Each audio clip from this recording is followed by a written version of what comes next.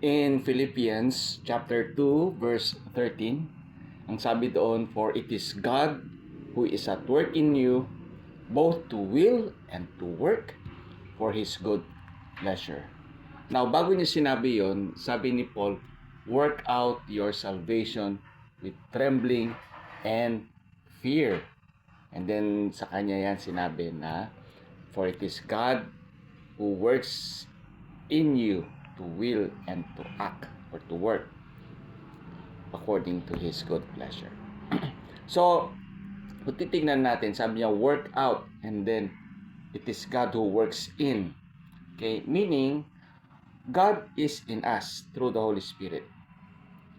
The Holy Spirit teaches us. Now, when we are teaching us inward, then it should be coming outside.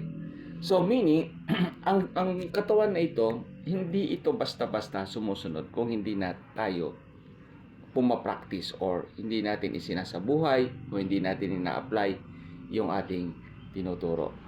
Dati po akong siklista. I used to train as a cyclist. Now, I train every day. I spend time training, jogging, tapos kinokontrol ko rin yung pagkain ko.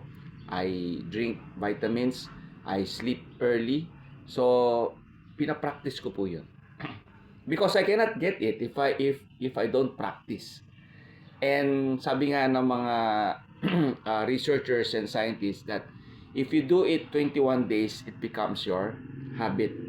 So 21 days yun ang ginagawa mo, magiging habit mo na yun. Now, if you continue doing it, it becomes your skill, your character. Nagiging ikaw yun.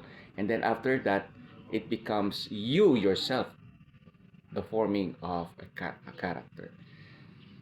Ganon din tayo. We practice. Sabi ko, work out. We need to practice. Diba sa gym, we work out so that our muscles become big.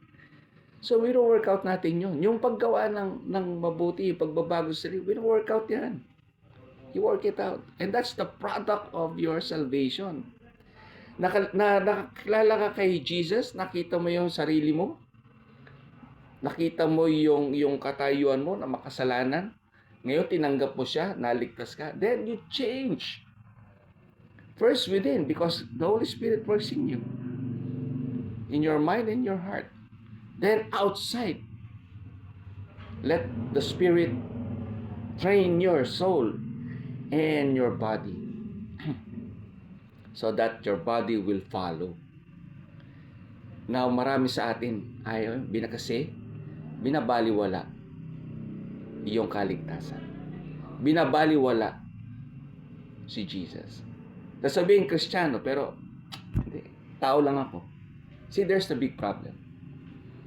We confess that Jesus is Lord. Yes, we are human, pero kasi hindi natin ginagamit yung kapangyarihan who is working in us. Sabi nga, for it is God who works in us to will and to work.